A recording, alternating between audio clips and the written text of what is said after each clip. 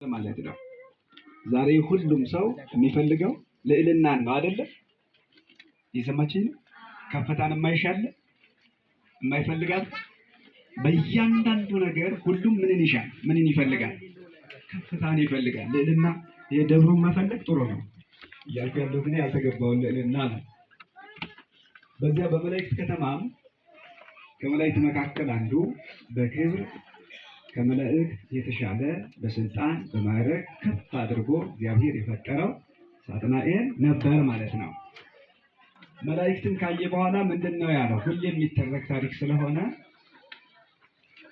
እኔ ፈጠርኳችሁ ብሏን አላለም። ፈጣሪ ነው ፍጡር ነው? ፈጣሪ ነው ፍጡር ነው? ግን ምንድነኛ አለ? ያልተገባ መሻት ሆነ ማለት ነው። ራስን ከፍጡርነት ወደ ፈጣሪነት በፍላጎት ምን አለ? ከፍ አደረገ። ግን ያልተፈጸመ ጉባኤ ቤት በዚህ ጊዜ ነው የሚጀመረው ማለት ነው። ከመላእክት ከተማ ሽብር ጸና።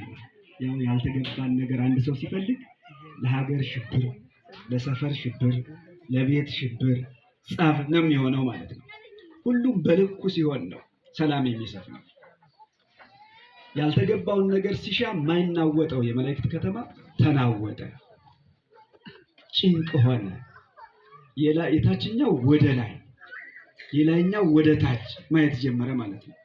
እኔ እሻላለሁ ሚልም መጣ። የኔም ሰይፍ እኮ እኩል ነው ከሱ ሰይፍ ጋር፣ ክንፌስ በምን አንሶ ነው? በቃ እንደውም እኔ ራሴን ፈጠር እርስ በራሳችን ተፈጣጠር መባባል ተጀመረ። ሽብር ሆነ ማለት ነው። ሰው እንደዚህ አሁን ሰው የማይገባውን ነገር ሲሻ ሲፈልግ የህሊና ቀውስ ነው የሚፈጠረው ማለት ነው። አይኔ ይበልጣል፣ ጆሮ ይሰማል፣ እግሬ ይሻላል፣ ጣቴ ይረዝማል ይመጣል ማለት ነው። እገሌ ይሻላል፣ ኧረ እኔ ነኝ የምበልጠው ይመጣል ማለት ነው። በዚህ ጊዜ ሰፈር ይፈርሳል፣ ሀገር ይናዳል፣ ይፈርሳል፣ ይናወጣል ማለት ነው። እና የሚያረጋጋ ምን ያስፈልጋል? ቤተ ጉባኤ ያስፈልጋል። ምን ያስፈልጋል? አዎ በቤተ ጉባኤ መካከል መምህራቸው ቅዱስ ገብርኤል ነው ማለት ነው። ብድግ አለ ከመካከላቸው፣ የሚያጽናና ምሁር ተገኘ ማለት ነው። ንቁም በበህላዌነ እስከንረክበው ለአምላክነ፣ ፈጣሪያችንን እስከምናገኘው ድረስ በያለንበት እንጽና። በየት እንጽና? በየት እንጽና? ማንን እስከምናገኝ? ፈጣሪ ነኝ ያለ እኮ ግን ነበር አልነበረ? ነበር። ቢኖርም ስላልሆነ የሆነውን እስከምናገኘው ድረስ በየት እንቁም? በየት እንጽና? በያለንበት መጽናት ማለት ነው። የማያጸና ነገር ቢፈጠርም እንኳን የማያቆይ ነገር ቢፈጠርም እንኳን ለተወሰነ ጊዜ ለተወሰነ ሰዓት ተስፋ ሰጥቶ የማያጸና ነገርም ቢኖርም እንኳን ምን እንበል? በያለንበት ምን እንበል? እንጽና፣ እንበርታ። ጉባኤ ቤት እርማት ጀመረ ማለት ነው። መንቀል ጀመረ ማለት ነው። ብርሃኑ ይሄኛው ነው፣ ይሄኛው ደግሞ ምንድነው ማለት ጀመረ? ጨለማ ነው። ለዩ እወቁ ማለት ጀመረ ማለት ነው። የቤተ ጉባኤ መሰረታዊ ዓላማው ሲጀመር ይሄ ነው። እግዚአብሔርን ማሳወቅ፣ ምዕመናንን ወደ እግዚአብሔር ማቅረብ፣ ውሳጣዊ መልካቸው አፋዊ መልካቸው በህይወታቸው በስራቸው ሁሉ አምላካቸውን እንዲመስሉ ማድረግ፣ ከስህተት ማዳን፣ አረሙን ማረም፣ መንቀል የቤተ ጉባኤ ህጉ ነው ማለት ነው። ዓላማው ነው ማለት ነው። ያን ጊዜ በመላእክት ከተማ ጸጥታ ሆነ፣ መረጋጋት ተፈጠረ፣ ሰላም ሰፈነ ማለት ነው። ማን ሲናገር? ቅዱስ ገብርኤል ነው። ማን ሲናገር? መምህሩ ሲናገሩ ማለት እኮ ነው። መምህሩ ሲናገሩ ሰላም ይሰፍናል ማለት ነው። መምህሩ ሲናገሩ እግዚአብሔር ይገለጣል ማለት ነው። መምህሩ ሲናገሩ ስህተት ይታረማል ማለት ነው። ኃጢአት ይቀራል ማለት ነው። ምዕመናን ይጸናሉ፣ ይበረታሉ ማለት ነው። ዛሬ አምላክ ነኝ የማይላል እንዴ? አለ። አሁን እኮ ዛፉ ቅጠሉ የሚናገርበት አንደበት የለው ሆኖ እንጂ እንዳውም የተወሰነ እንደ ሰው የሚመስል የተወሰነ ነገር እዚያ ላይ እንደው የተሳለ የተጫረ እንጨት ድንጋይ ሲገኝ እኮ ዛሬ ዘር ተገለጠ እያልን እየወደቅን እኮ ነው። እንጨቱም ዛፉም ጭምር እኮ የማምለኪያ ቦታ እየሆነ ነው አይደለም? እንኳን የሚናገረው ሰው አስፋልቱን እንደምታዩት ነው። በየመስኮቱ፣ በየመንገዱ፣ በየመኪናው ጌታን ተቀበል የማይላል አለ? የማንሰበክበት ቦታ አለ? በዚህ ጊዜ መምህሩ አያስፈልጉም? አያስፈልጉም? አያስፈልጉም? መምህሩ የት ይገኙ? ንጉሥ ሲመጣ ዝም ብሎ ይመጣል እንዴ? በፊት መንገድ ጠራጊ ይመጣል፣ ሰራዊቱ ከፊት ከኋላ። እዚያ ደግሞ የሚቀበሉት ዙፋኑን ያነጥፋሉ፣ ቤታቸውን ይጠርጋሉ፣ ያሳምራሉ፣ ለንጉሱ እንዲመቸው ያደርጋሉ። መምህሩን ደግሞ ይምጡ ብሎ ማቆም ምንድነው? የተመለመለ ግንድ ማለት ነው አይደል? አሁን አካል ሆኖ እጅ የሌለው እግር የሌለው ዓይን የሌለው ጆሮ የሌለው ያስደስታል? ያስደስታል? አያስደስትም። መምህሩ ሲመጡ ጆሮ፣ ዓይን፣ እጅ፣ እግር ያስፈልጋቸዋል። ደቀ መዛሙርት መምህራንን እናንተን የሚሰሙበት ምዕመናንን የሚሰሙበት ያስፈልጋቸዋል። ለዚህ ደግሞ ምን ያስፈልጋል ማለት ነው? ዝግጅት አያስፈልግም? አያስፈልግም? አሁን እንግዲህ ማንጠፉ ቢቀር፣ መጎዝጎዙ ቢቀር፣ ሌላ የተሻለ ነገር ማድረጉ ቢቀር፣ እንደዚህም እኮ በደስታ እኛ መመስረቱ ደስ ብሎናል። በተቻለን መጠን ሁሉ ከጉባኤ ቤቱ ጎን በሐሳብ አለን። እኛም በያለንበት እንጸናለን ማለት ቁም ነገር አይደለም? ምዕመናን ቁም ነገር አይደለም? እንግዲህ በመላእክት ከተማ ሌላ የሚያስት አልነበረም። ዛሬ በዚህ ዘመን ይሄኛውን ለብሼው፣ ይሄኛውን ጠጥቼው፣ ይሄኛውን የሆነ ነገር አድርጌው እንላለን አንልም?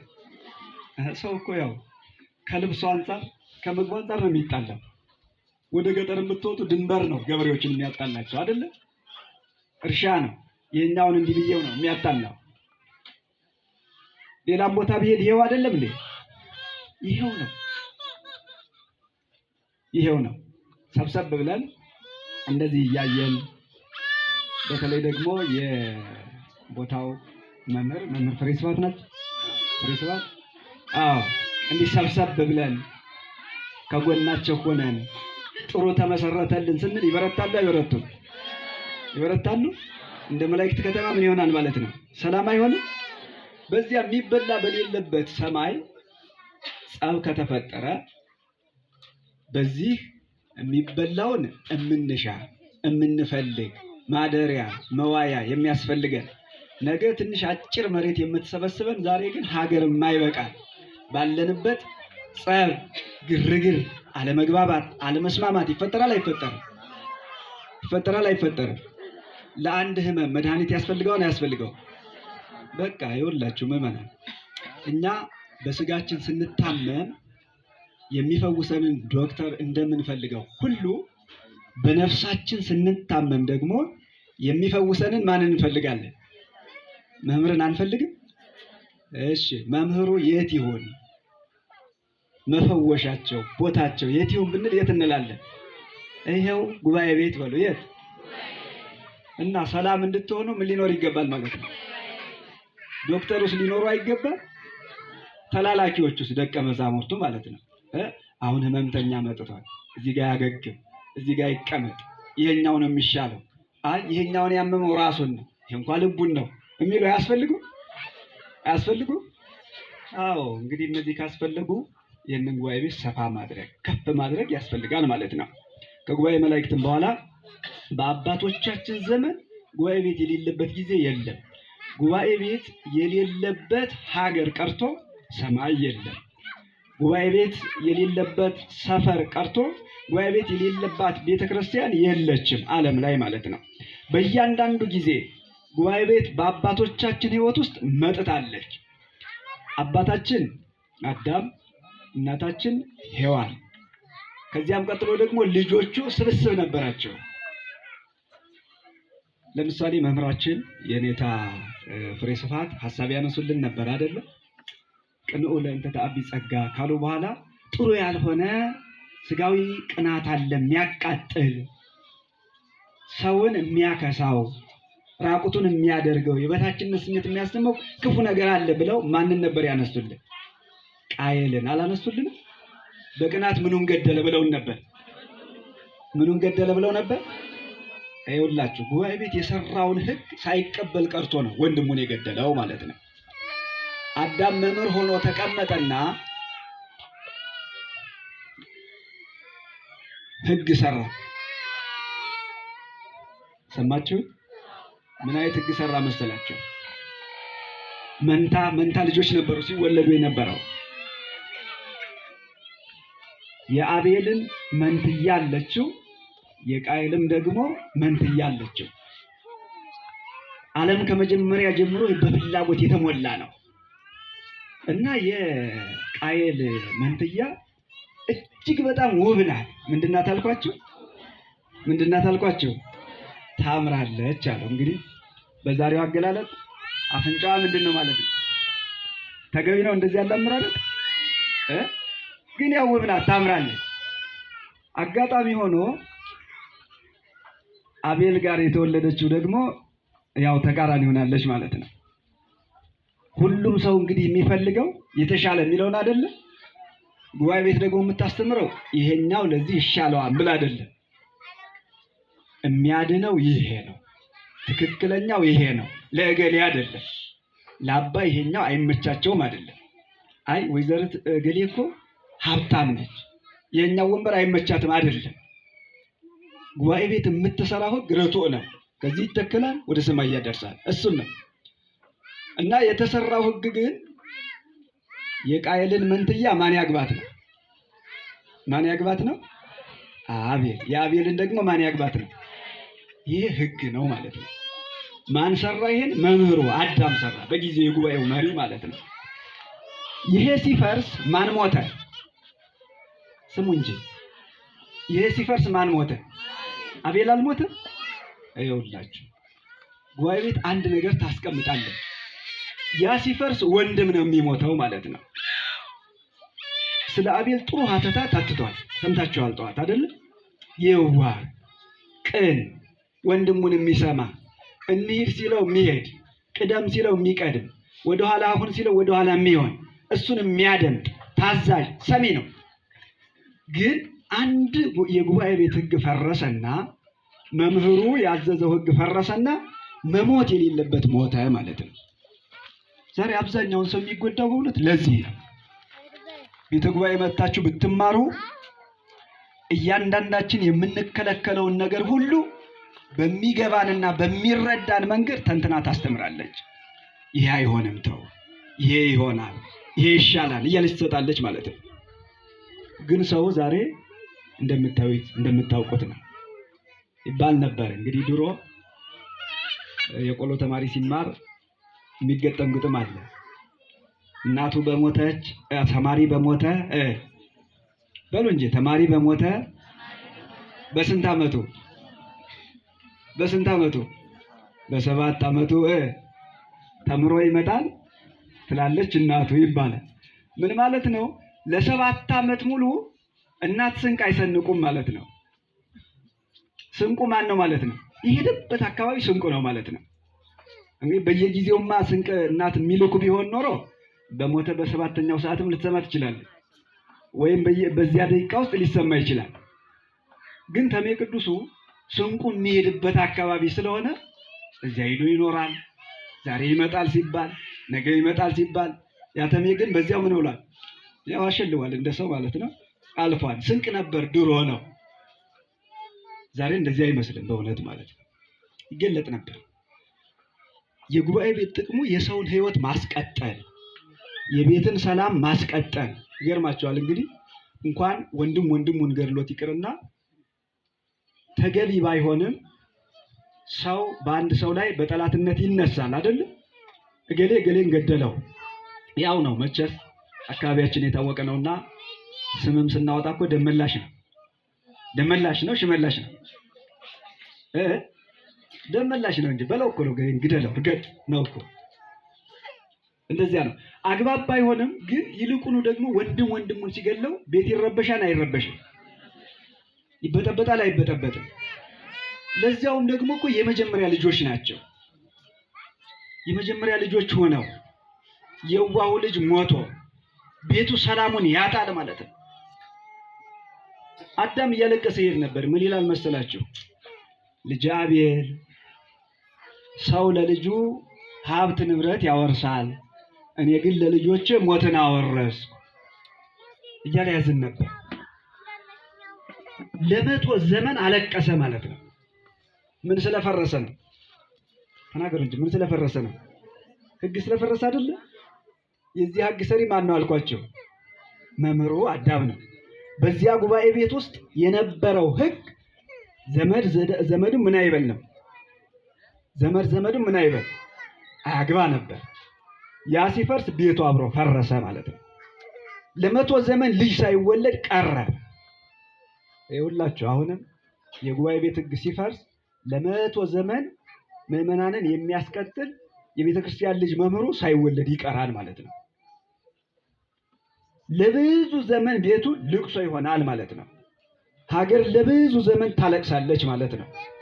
ቤተ ክርስቲያን ለብዙ ዘመን ታለቅሳለች ማለት ነው። እንግዲህ እያያችሁ ነው። የሚያማምሩ ህንፃዎች አሉ የሉ? አሉ የሉ? በጣም ትልልቅ የሚያማምሩ ቤተክርስቲያኖች አሉ። በጣም ትልልቅ ማለት ነው።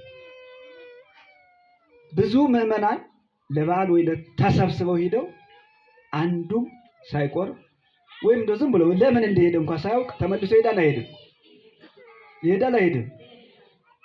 ምን ይላል የሀገራችን ሰው ሲተርት ባዶ ቤተክርስቲያን ሲል ሰምታችሁ አታውቁም? ምን ማለት ነው? ሰውየውን ያየውና ፍሬ ካጣበት ምንድን ነው የሚለው? ምንድን ነው የሚለው? ፍሬ የሌለው ባዶ ቤተክርስቲያን፣ እግዚአብሔር ያልተገኘበት፣ ተሰብስቦ የተበተኑበት፣ እያለን የሌለን የሆንበት ማለት ነው። ቤተ ጉባኤው ቢኖር ግን መምህራን በአግባቡ ቢያክሙ ግን ደቀ መዛሙርት በአግባቡ ቢላላኩ ግን እንደዚህ አይሆንም ማለት ነው። ሰላሙ የተረጋጋ ይሆናል። አሁን እኮ ድሮ ሐሜት ነው የነበረው። የምታስታውሱ ከሆነ እገሌ ሰው ገድሏል፣ እገሌ ይሰርቅ ይሆን፣ ሐሜት ነው የነበረው በእውነት ማለት ነው። የሆነ ጊዜ የሆነ ጥይት ከተተኮሰ እንኳን እንዲሆነ እንዴ ነበር። አሁን በአደባባይ ስናስተምር ጭምር ዛሬ ልንታገት እንችላለን ብለን እንላለን። በአደባባይ እኮ ነው። እገሌ ሞተ፣ በቃ ይምንት ነው ሞተ በቃ ተረሳ። እገሌ የለም በቃ አለቀ ተረሳ። እዚህ ላይ ደርሰናል ማለት ነው። የዚህ መሰረታዊ ችግሩ ምንድነው ከተባለ አሁን የቆምንበት ጉባኤ ቤት በአግባቡ ሀገሪቱ ላይ በደንብ እየተሰራበት ስላልሆነ ነው ማለት ነው። መልአኩ መጥቶ አዳምን አብስሮ አረጋግቶ ወደ አንድነቱ ከመለሰውም በኋላ አባቶቻችን በየጊዜው ጉባኤ ያደርጋሉ፣ ስርዓት ይሰራሉ። ይህች ኦርቶዶክሳዊት ሃይማኖት ከዘመነ ብሉይ ጀምሮ ዛሬ እስካለንበት ጊዜ ድረስ የጸናችው በቤተ ጉባኤ ነው። በምንድን አልኳችሁ?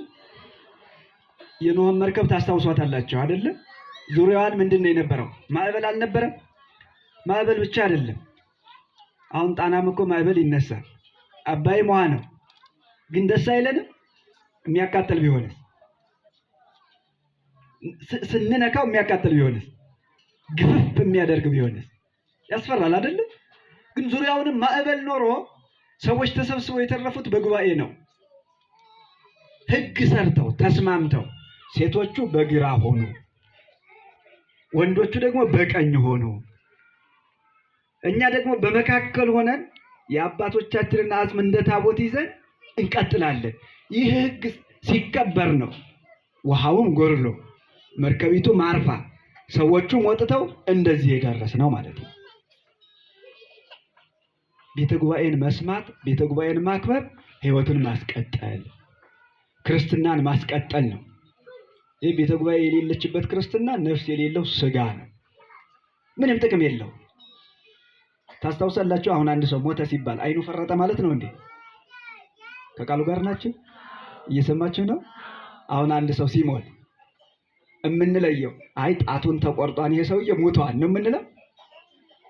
ሰውዬው እኮ ተጋድሟል፣ ተኝቷል። እጅ አለው፣ እግር አለው። እንግዲህ አይኑም ነጭ ቢሆን ተገልብጦ ቢሆን አለ፣ ጆሮም እንደዚያው እንደተቀመጠ ነው። ግን ሰውዬው ምን ብሏል? ይዘነው የምንመጣው አስክሬን እጅ የሌለው ነው እንዴ? እጅ የሌለው ነው? እግር የሌለው ነው? ለምን ደግሞ የማይሄደው? ለምን ሰው ተሸክሞት ይመጣል? ምን ስለሌለው?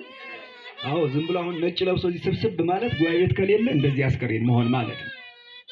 ምንም ትርፍ የሌለው ማለት ነው። እሺ ማን ፈጠራችሁ ብዬ ብጠይቅ ምን ብላችሁ ትመልሱልኛላችሁ? ማን? እሺ እግዚአብሔር ነው የፈጠራቸው። እግዚአብሔር ስንት ነው? ስንት? እንዴት ይቻላል? አንድ ሰው አንድ ከሆነ አንድ ነው እንጂ ወይ ሶስት ነው ሶስት ነው። አንዱን ምረጡ።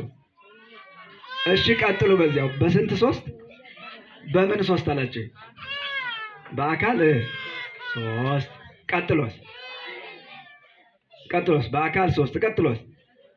ከዚህ በኋላ አታውቁ፣ አልተማራችሁም። ጉባኤ ቤት የላችሁማ።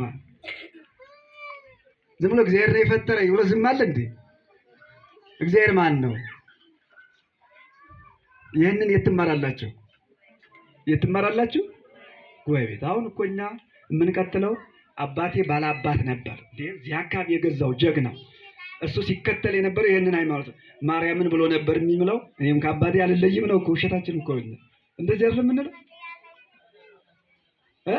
የእናቴ ነው እና እናቴ ቅድመ አያቴ፣ እኔ ክርስቲያን ልጅ ነኝ እሱን ይዤ ነው የምቀጥለው ነው እንጂ ክርስትናው ምንድን ነው ሲባል የለም።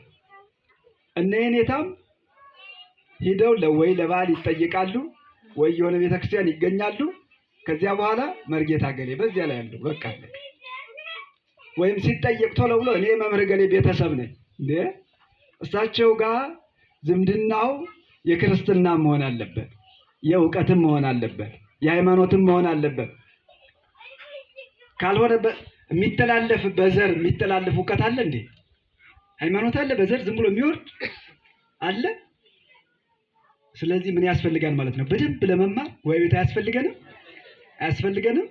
ያስፈልገናል። አባቶቻችን ሐዋርያት ጉባኤ ሰርተው መናፍቃኑን ከምዕመናን ምዕመናኑን ከመናፍቃን ለይተዋል። ዛሬ እነ አርዮስ ንስጥሮስ እያልን እንናገራለን። ይሁዳም ጭምር እኮ የተገለለው በጉባኤ ነው። ጉባኤ ያረማል፣ ያስተካክላል። ይህኛው በጎ ነው ይላል፣ ይህኛው ደግሞ ጥሩ አይደለም፣ ይህን አትከተል ብሎ ያስተምራል ማለት ነው። ይሄ ሁሉ ሕግ መመሪያ የሚገኘው ከቤተ ጉባኤ ነው። እንደ ሀገር ስናይ ትላንት የነበረችውን ኢትዮጵያን የማይናፍቅ ኢትዮጵያዊ አለ ብዬ አላምንም፣ በእውነቱ ማለት ነው። ታስታውሳላችሁ? ትላንት ሀገሪቱን ይመሩ የነበሩ ነገስታት እነማን ናቸው? እስኪ አንድ ንገሩ ይዝብላችሁ። ማን? ቅዱስ ላሊበላ። ይሄ የኔን ልብ ለመያዝ ነው። እዚያ ነው የመጣው። በል ስለ አባትህ ተንትን ነው። ሌላ ምረጡ። ማን? አጼ ሚኒሊክ። ሌላስ? ምን ነው አጼ ኃይለ ሥላሴ ተረስተው ነው? ትላንት እሳቸው ይመስሉኛል የመጨረሻው አይደለም። እሺ አጼ ሚኒሊክ፣ አጼ ኃይለ ሥላሴ። ሌላስ? ማን? እሺ መንግስቱ ኃይለ ማርያም ተብሏል። እሺ ሌላስ? አጼ ቴዎድሮስ። ሌላስ? አጼ ፋሲል። ሌላስ? ይኸውላችሁ እንግዲህ እኔ የምናገረው ሀገሪቱ በጎ ነበረች ብለን የምናስበትንና ዛሬ ላይ ደግሞ ወደፊት መሄድ አቅቶን ወደኋላ እየተመለስ ሰዎችን ሁሉ የምናይበትን ነው። ያን ነው የፈለግኩት። ብንወስድ እንደው ከአክሱም ብንነሳ ያን ጊዜ ታላላቅ ብለን የምናያቸው ሐውልቶች የተሰሩት ያን ጊዜ ነው። ያን ጊዜ ደግሞ ዛሬ የምናውቃቸው የግንባታ የምናምን ኃላፊ ይሄኛው እንደዚህ ይሄን ዲዛይን የሚያወጣው ይሄኛውን የሚሰራው አሁን የአባይ ድልድይ ተሰርቷል አይደል? ተሰርቷል። እሱን የያዘው ባለሙያ ይኖራል አይኖርም? እነዚህን ያፈሩ ትምህርት ቤቶች ማለት የሉ።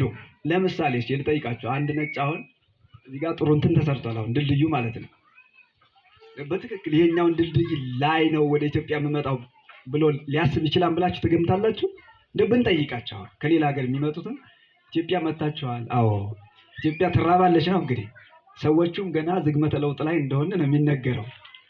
ቤተክርስቲያን እንደዚያ ባታስተምርም ማለት ነው። ሰው ለመሆን እየተንደረደረ ያሉ ነው እንደዚያ ይመስለኛል የሚባለው ማለት ነው። ለምንድን ነው ወደ ኢትዮጵያ የምትመጡት ብለን ብንጠይቃቸው ምን ሊመልሱልን ይችላሉ? የምንሰጣችሁን ስንዴ ልንበላ ነው። ነው እዚህኛ ሀገር ያሉ መኪኖች የተሻሉ ሆነው በእነሱ ፈልሰስልን እንደዚህ ያለ ቢሉን መልሱ እንጂ ማንን ልናይ ሊሉን ይችላሉ። አክሱምን ይላሉ፣ ላሊበላን ይላሉ። እንደዚሁም ደግሞ የጣና ገዳማትን ይሉናል፣ ፋሲልን ይሉናል። እሺ ፋሲልን እኛ ነን የሰራነው? አሁን እኛ ነን የሰራነው? በዚህ ዘመን ነው የሰራነው? ግን እነማን ናቸው የሰሩ? አጼ ፋሲል አሰሩ አይደለም? ጥሩ። በጊዜ የነበረው ዩኒቨርሲቲ የትኛው ዩኒቨርሲቲ ነው? ፔዳ ነው? እዚህ ጋር ያለው ነው? አዲስ አበባ ዩኒቨርሲቲ ነው? ጉባኤ ቤት ነው ዩኒቨርሲቲው ማለት ነው። የፋሲል ግንብ የታቀደው ቤተ ጉባኤ ነው ማለት ነው። ዛሬ ሰው ወደኋላ ተመልሶ የሚመገበው ወደ ኢትዮጵያ የሚመጡ ነጮቹ ላይ ቱሪስት የሚባል ሁሉ የሚመጣው ቤተ ጉባኤ የሰራችውን ለማየት ነው። ቤተ ጉባኤ በሰራችው ሀገሪቱ ገንዘብ ትቀበላለች፣ የተወሰነ ቁርስ ይበላል። ቤተ ጉባኤ ደግሞ ጾም ላይ ነው። ባለቤቱ እኮ ነው የሰራው ማለት ነው። አንድ ነጭ መጥቶ ቤተ ጊዮርጊስን በማየት ይፈዛል። ቤተ ጉባኤው ግን ፈርሷል፣ የለም። ያቺ የምትወደደው ኢትዮጵያን ለማግኘት ይህንን ቤተ ጉባኤ ማግኘት ይቀድማል ማለት ነው። ዛሬ የብራና መጻሕፍት የት ነው ያሉት? ምን ይናገራሉ? እንደዚህ ያለ አሳሳል አለባቸው፣ የብዕር አጣጣላቸው ያምራል እንላለን። ማን ጻፋቸው? መምህር ገሌ ናቸው። መምህር ገሌ የተወለደው ማይጸናቸው ቤተ ጉባኤ ነው። ሰፋድሉ ቤተ ጉባኤ ነው። የተገኙት ቤተ ጉባኤ ነው። ሀገሪቱን አቁማ የያዘች ቤተክርስቲያን ራሷን የምታጸናውና የተከለችው ቤተ ጉባኤ ውስጥ ነው። ቤተ ጉባኤ የሌለባት ኢትዮጵያ ስንዴ የምትለምን ኢትዮጵያ ናት። ልብስ የምትለምን። ትላንት ወንድ ልጅ ወልዶ ለምን ያድርስልን የሚባል የነበረው ለፈረስ ይባላል አይባልም? ይባላል አይባልም? ሴት ልጅ ደግሞ ለምን ይባል ነበር? ለበርኖስ ይባላል። አባቶቻችን ያን ጊዜ በራሳቸው እጅ ይሰሯቸው የነበሩ ልብሶች ሁሉ ያማምሩ ነበር፣ በእውነቱ ማለት ነው። ቤተ ጉባኤ ይዛት የነበረች ኢትዮጵያ ምግቧ የራሷ ነው፣ ጫማዋ የራሷ ነው፣ ልብሷ የራሷ ነው፣ ብዕሯ የራሷ ነው፣ ቤቷ የራሷ ነው፣ ሁሉም ነገሯ የራሷ ነው። ይሄኛው ደግሞ ይሄ የቆሎ ትምህርት የሚለምኑ ሰዎች ትምህርት ነው ተብሎ ሲገፋ ደግሞ የመጀመሪያ ስራው ምንድነው የሆነው?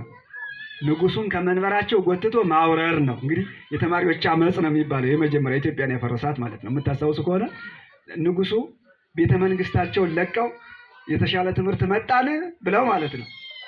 ይህ ቤተ ጉባኤ ይሄ ባህላዊ ኋላ ቀር፣ ቀጥቃጭ፣ ስርማሽ፣ ቅጠል በጣሽ ተብሎ ማለት ነው። አሁን እኮ በአግባቡ እንኳን ሕክምና ያልገባባቸው ቀበሌዎች እኮ አሉ፣ በእውነት ዛሬ ማለት ነው አሉ። ይህች ሀገር የብዙ ዘመን ታሪክ ያላት ሀገር ናት። ሲያመው እያከሙ ሲጨንቀው እያጽናኑ የኖሩ ጉባኤ ቤቶች ኋላ ቀሮች ናቸው። ይቅሩ፣ የፍልስፍና ማዕከል አይደሉም፣ አድሃሪዎች ናቸው። እንደሱ እኮ ነው የሚባለው። እቺ ቤተክርስቲያኒቷ የድህነት ምንጭ ናት ብሎ ያሳፍራል እኮ በጣም ማለት ነው። እስኪ አሁን ጣና ጋር ሂዱና ማለት ነው፣ ሄዳችሁ ጣና አንተ እኮ ደረቅ ወንዝ ነህ ብትሉት ምንድን ቢሰማ ምን ይላቸዋል? ተናገሩ እንጂ ቢሰማ ምን ይላል? አሁን ከጣና የተሻለ ሰፊ ወንዝ አለን እንዴ? አሁን ሰፊ ሐይቅ አለን ኢትዮጵያ ላይ አለ። አባይን ደግሞ አንተ እኮ እየፈሰስክ አይደለም ዝም ብለህ ቆጭ ብለህ ነው ያለው ብንለውስ ይቀበለናል? እንደዚህ እንደማለት ነው። ይህ የፍልስፍና ጸር ናት ቤተክርስቲያን ማለት። ጉባኤ ቤት የፍልስፍና ምንድን ነው? ጸር ነው ተባለ። ጥሩ ቀጠለ። አየን ንጉሱ ቤተ መንግስታቸውን አድርገው ይኖሩበት የነበረውን ሰፈር አይ ችግር የለውም ይሄ እንደዚህ የሚያደርግ የተሻለ ከሆነ አሉና ለቀቁ ለሌሎች ተማሪዎች ማለት ነው። 3 ቀን ሲሆናቸው ተማሪዎቹ ምን ተሰማቸው? ይሄ አሃዳዊ ሀገሪቱን የሚጎትት የማያሳድግ ተባለ ማለት ነው። ያ ንጉሱ እንደ ልጅ ብለው ወይን ብርቱካን እየሄዱ ይሰጣሉ፣ እስክሪብቶ ይሸልሙ ነበር ማለት ነው። የመጀመሪያ የሆነው እሳቸው ወረዱና በክፍት መኪና ተጭነው ያ የተማሪዎች አመጽ ከኋላ እየተከተለ ምንድነው የተባለው? ኃይሌ ሸባው ጃንሆይ ይሙቱ ሲባሉ የነበሩት ማለት ነው። በእውነት ሰው ሲምል እዚህ ጎጃም ሆኖ አዲስ አበባ ያሉትን ጃንሆይ ይሙቱ ብሎ ነበር የሚምለው ማለት ነው። ግን ኃይሌ ሸባው ሌባው ሀገርን የዘረፈ ተባሉ ማለት ነው። ከዚያ በኋላ የቀጠለው እንደምታውቁት ነው። ከዚያ በኋላ ምን በስመ አብ ይባል ነበር እንዴ? በመንግስቱ ጊዜ ይባል ነበር። ኢትዮጵያ ምን ትበል ነው? ኢትዮጵያ ምን ትበል? በስመ አብ ሁሉ እሱ ሆነ ማለት ነው። እንግዲህ ያቀጠለ አሁን ሰብሰብ ብለን ደግሞ ምንድነው የምንለው? ነጮች እንዲመጡ ከውጭ ሀገር ዶላር እንዲመጣ ተብሎ ጉባኤ ቤት የሰራውን ቦታ እገሌ እንዲህ ይመቻች። ጉባኤ ቤት ሲባል እሱማ የቆሎ ተማሪዎች የለማኞች ነው ይባላል እንዴ? ምኑን ጥሎ ምኑን አንጠልጥሎ አያስኬድም ማለት ነው። የቀደመችው ኢትዮጵያ ላሊበላን የሰራችውን፣ ፋሲለደስን ያቆመችውን፣ የጣና ገዳማትን ያጸናችውን ኢትዮጵያን ለማግኘት ይህንን ቤተ ጉባኤ መደገፍ ግዴታ ነው። እንግዲህ ወደድንም ጠላንም ጉባኤ ቤት አንዲት ነች። በሰማይ ያሉ መላእክት፣ በምድር ያሉ ቅዱሳን፣ የምንታይ እኛ፣ የማይታዩ አባቶቻችን አንድ ሆነን ሰብሰብ ብለን እግዚአብሔርን የምናመልክበት እንድናመልክም ደግሞ የምታጽናናን የምትገፋፋን ይህች አንዲት ቤተ ጉባኤ ነች ማለት ነው። እንግዲህ እውነት አሳይቷችሁ ከሆነ እየሰማችሁኝ ነው ምዕመናን? እየሰማችሁኝ ነው? እውነት አሳይቷችሁ ከሆነ መዳንን ፈልጋችሁ ከሆነ በእውነት ማለት ነው ሳንዋሽ እንደ ሀገርም መቀጠል ፈልገን ከሆነ አሁን ወደፊት እንድናድግ ብዙ ምክር የለኝም። ወደኋላ እንድንመለስና እድገታችንም ወደኋላ ቢሆን ይሻላል ብዬ አምናለሁ። እንደ አንድ ቤተ ጉባኤ መምህር፣ እንደ አንድ ደቀ መዝሙርነቴ ማለት ነው። ሁሉም ሰው ተመልሶ ሊያይ ይገባል። የት ጋ ነው ያለው መድኃኒቴ ሊል ይገባል። እንደው ምዕመናን እኛም እኮ ግራ ተጋብተናል። አልተጋባንም? አሁን ትልቅ ቤተክርስቲያን ለመስራት ብር የማያወጣ አለ? ቤተክርስቲያን ውስጥ ማን ነው የሚቆመው? ቅኔ ማህሌቱ ላይ ያሉት መምህር ናቸው አይደል? አውደ ምሕረቱ ላይ የሚቆሙት መምህር ናቸው። ቤተ መቅደሱ ውስጥ የሚቀድሱት መምህር ናቸው። ትልቁን ቤተክርስቲያን ሰራችሁት፣ ይህን ደግሞ አፈረሳችሁት። በየት በኩል እዚያ ጋር ይምጡ መምህሩ? እንዴት ብለው ይምጡ? እነዚህ እየተረሱ ሲሄዱ ያኛውን እያሳመራችሁ ስትሄዱ በተረሳው ቤተ ጉባኤ ያላለፈ ሰው መጥቶ እግዚአብሔርን ያስረሳችኋል። እሱ ነው የተፈጠረው። የተፈጠረው እስኪ መምህራንን ያቸው አንገታቸው የተሰበረ ነው በእውነት ማለት ነው። ልባቸው በትህትና የተሞላ ነው። በዚህ ዘመን ጉባኤ ቤቱን ረስታችሁት ቤተክርስቲያኑ ስታሳምሩት እጅግ ያማረ የተዋበ ፊቱ ላይ እንኳን ምንም ነገር የሌለበት የማያሳይ ያው ጫማውን ሳያወልቅ ያገኛቸዋል፣ ከእግዚአብሔር ጋር ያፋታቸዋል ማለት ነው። ያኛው ትልቁን ከመስራታችን አስቀድሞ ይሄኛውን ሰርተን ትልቁ ወላ ባይሰራስ በእውነት ማለት ነው። የአባቶቻችን የመነኮሳትን ዘመን ካስታወሳችሁ በሰሌን ነበር የሚኖሩት። ትልቅ የለ ግን እዚያች ሰሌኗ ውስጥ እግዚአብሔር ይገኝባት ነበር። የተገነባ መምህርነት፣ ሰውነት፣ ክርስትና ነበረ። አሁን ቤተክርስቲያኑ ይገነባል ህንፃው፣ ይሄኛው ደግሞ ቤተክርስቲያን ብሂል ነፍሰ ክርስቲያን ብሂል ነው። ቤተክርስቲያን የክርስቲያን ሰውነት ነው፣ ህይወት ነው። የክርስትናው ህይወት ፈርሷል። ያ ትልቁ ህንፃ ቤተክርስቲያን ደግሞ ተሰርቷል። ህይወቱን የሚሰራው ቤተ ጉባኤ ጭራሽ ጠፍቷል፣ የለም፣ ተረስቷል። የእንታ አይናገሩም፣ አረሳቸው፣ ኋላ ቀር ናቸው። ዝም ብሎ የድሮ ሰው ናቸው። ዝም ብሎ የድሮ ሰው ጎተት ነው የሚሉት እኮ ለሚለው የዛሬ ሰው በእውነት ማለት ነው። መድኃኒቱ ያለው እዚህ ውስጥ ነው። በደንብ ምዕመናን ተከታተሉ በእውነት ማለት ነው። እኔ ቤተ ጉባኤ አስራት በኩራት ሊኖረው ይገባል ባይ ነኝ። ሰው ለእግዚአብሔር አንድ ነገር ከ10 1 እሰጣለሁ ሲል ከ10 1 የሚሰጠው ለቤተ ጉባኤ መሆን አለበት ብዬ አምናለሁ። በቤተ ጉባኤ በኩል ያላለፈ ድህነት የለም፣ አይገኝም፣ ውሸት ነው፣ የለም። እግዚአብሔር ራሱን ያወረሰው ለመምህራን ነው። እኔ ብርሃን ነኝ ካለ በኋላ አንትሙ ብርሃኑ ለዓለም፣ የዓለም ብርሃን እናንተ ናችሁ ብሎ ለመምህራን ነው የሰጠው። ስለዚህ ቤተ ጉባኤያችንን ለመርዳት እግዚአብሔር ያውቃል፣ እግዚአብሔር ይርዳል። በአንዲት ጉባኤ እስኪበሉ እናምናለን። እውነታችሁን ነው? ትረዳላችሁ? ቤተ ጉባኤውን በእውነት ትረዳላችሁ? ራሳችሁ እንዲሰራ ከፈለጋችሁ ቤተ ጉባኤን ትረዳላችሁ? እርግጠኛ ናችሁ? እስኪ አመስግኑና ንገሩኝ። እሺ አሁን የእንታፍሬ ስብሐትን ካያችኋቸው ትንሽ ከስተዋል። እኔ እሻላለሁ ከሳቸው፣ እንዳውም ተጽናናሁ። ከዚህ በፊት እኔ ቀጭን ነኝ እል ነበር። እሳቸውን ሳይ የሚበልጠኛል ልበል ጥሩ ነው አልኩ ማለት ነው። ያው እንግዲህ የሚበላ ብቻ አይደለም ሰውን የሚያወፍረውና ተስፋም ጥሩ ነው። ተማሪዎች ሰብስበው ምን ሰጥቻቸው ብሎ አንድ ሰው እኮ ማስተማር ከሆነ ያለበት ምንድነው ማስተማር ብቻ ነው ስራው መሆን ያለበት አይደለም። ቤት ሰርቶ ይችላል፣ ምግብ ሰጥቶ ይችላል፣ ሲታመም አስታሞ ይችላል አይችለውም። በእውነቱ ይሄም አክስቶ ይገርላል ለመምህራን ማለት ነው። ያሳሳል። አሁን እናቶች ታውቁታላችሁ፣ ልጅ እየበላም የበላ አይመስላችሁ፣ የተመገበ አይመስልም። እንደው ከማዕዱ አውርዶ መሬት ላይ ፈትፍቶ ጥሎት አይታ እንኳን እናት እርካታ አይሰጣትም በልጇ መጥገብ ማለት ነው። መምህራን ከዚያ በላይ ናቸው የሚጨነቁት። ለነፍሱ ተጨንቀው ለስጋው ተጨንቀው ይሆነ አዎ ተሜ ስለ ምግቡም ሲቀኝ ምግቤኒ ጤና መብል ዘያመጽኦ ነፋስ ይላል። እንደምን የምመገበው የለኝም ሲል የኔ ምግቤ አለ። እስኪ የኔ ምግቤ በሉ። ነፋስ የሚያመጣው የምግብ ሽታ ነው። ምን የሚያመጣው የምን ሽታ ነው? ምግቡማ ያተገኝቱ የት መጥቶ ወልብሴ ከመደር ዶርሆ እምላይ ለአብራክ እለብስ። ልብሴም እንደ ዶሮ ነው አለ። እንደምንድን ነው? ከጉልበቴ በላይ ለብሳለሁ። ከምን በላይ? ዶሮን አይታችኋታል አይደል? ክንፏ እስከየት ነው? ያው ቅዱስ ተሜ የሚሰፋበት ጊዜ የለው፣ ልብስ የለው፣ የሚመገበው የለው፣ የሚተኛበት የለ። ግን ተስፋ ስትሬስዮ ለዘይሃለው ከመዛሃለው ነው። ተስፋ የሌለውን እንዳለ አድርጋ ታሳያለች። ቅዱሱ ነገ ካባ አድርጎ ሻሽ ጠምጥሞ ምዕመናን እንደሚያስተምር ያውቃል። ግን እስከዚያ ድረስ ብዙ ጊዜውን ከሚያባክን እኛ ልንረዳው አይገባም። ምዕመናን ይገባል አይገባም? ይገባል አይገባም? እንግዲህ እንደ አጥቢያችን ሁሉም በየመስኩ ሲሰለፍ ነውና ጥሩ።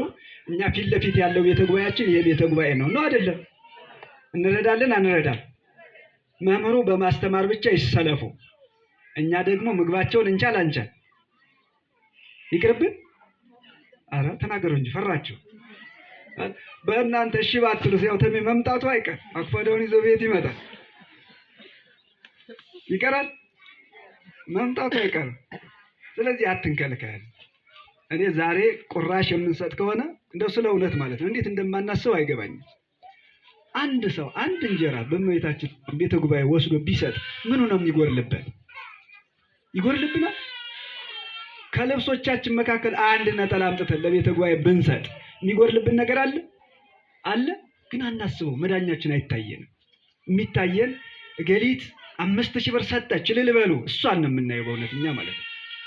አይጻፈው። እርግጠኛ ሆኜ ልንገራቸው፣ በውዳሴ ከንቱ የሚሰጥ እኛን የሚያድን ነገር ዜሮ የለም። ምናልባት አባ ገሌ ሊወዱን ይችላል፣ ወይም በጊዜ የተበረከተላቸው መምህር ገሌ ደስ ሊላቸው ይችላል። እግዚአብሔርን አያስደስተው፣ ፈጽሞ አያስደስተው ካልን የኔታ ያስተምሩን እንበል እስኪ በሉ። እኛ ምግብ እናመጣለን፣ ልብስ እናመጣለን። ይሄኛው ቆርቆሮ ነው፣ የሚመጣው ክረምት ነው። ይሄ እዚህ ውስጥ ማደር ራሱ ሌላ ህመም ነው። አንድ ተማሪ ወይም መምህር ቤተክርስቲያንን ለመፈወስ ምዕመናንን ለማዳን እሱ ይታመም እዚያ ቢምቢም ይኖራል፣ እርግጠኛ ይኖራል። እዚህ ባይሮ እዚሁ ቅርብ አይደለም። በእውነት እንዲህ ያለ የተበሳቀለ ኑሮ ከዚህ ወጥቶ እዚያ እኛን መርቶ እኛን አድኖ የሚሆን ነው እንዴ? እሺ ቃል ገብቷችኋል? አሁን ግለጡልኝና ልጨርስ። እንግዲህ ያው ጨቀጨከን ይመስለኛል። ይገርማችኋል። ከነገስታት መካከል ስላችሁ ንጉሥ ላሊበላ አንዱ ነው እያላችሁኝ ነበር አላላችሁኝም? ብላችሁኛል። እንግዲህ ያው እኔ እዚያ ስመጣ የሚሰማኝ እሱ ነው ማለት ነው። የንጉሥ ልጅ ነኝ ማለት ነው። ስለዚህ ከመለመንም ማዘዝም ይኖራል ማለት ነው። አይኖርም? ኧረ አሜን በሉ እንጂ ታዲያ። እሺ እነ የኔታን እርዱ፣ በእውነቱ ጠይቁ። እንዲሁም ደግሞ ይህን ቤተ ጉባኤ እንዲሰራ እኛ ምንም ፍላጎት ቢኖረን ከጉባኤ ቤት ተነስተን ስንመጣ ጉባኤ ቤታችንን ጠይቀው። ከዚህ በፊት እኛ ወደ 20 የሚሆኑ መምህራንን ሰብስበን ነበር በቤተ ጉባኤ ዙሪያ ማለት ነው። ምዕመናን ጠፉ፣ ቤተ ጉባኤ ፈረሰ፣ ሀገር ፈረሰ፣ ምን እናድርግ ብለን መክረን ነበር። አንዱ ያ ጉባኤ እንዲካሄድ ዋጋ ከፍለው ወጪ ጭምር አውጥተው ምግባቸውን ጭምር ችለው መምህራኑ የሚመላለሱበትን ከብዙ ቦታ ነው የጠራነው። ከደቡብ፣ ከሸዋ፣ ከጉራጌ እንደዚህ ጠርተን ያን የሸፈኑ ዛሬ ቤተ ጉባኤውን ያስመረቁ አባት ናቸውና እግዚአብሔር ያጽናልን በሉልን። እግዚአብሔር ያጽናልን። ይሄኛውን ቤተ ጉባኤ አሁን እኛ ተለምነን ተጠይቀን ምን ብለን እስከምንመጣ ዛሬ እንዲህ ነው፣ ዛሬ እንዲያ ነው፣ ነገ ወዲያ ነው እስከምንል ድረስ ተማሪዎች እንዳይራቡ ስንቅ እየቻሉ ነው አይደል? ስንቅ እየቻሉ መምህሩንም እያበረታቱ ያሉ ናቸው። እግዚአብሔር ያቆይልን፣ እግዚአብሔር ይጠብቅልን፣ እግዚአብሔር ይስጥልን። ጨርሻለሁ። አመሰግናለሁ።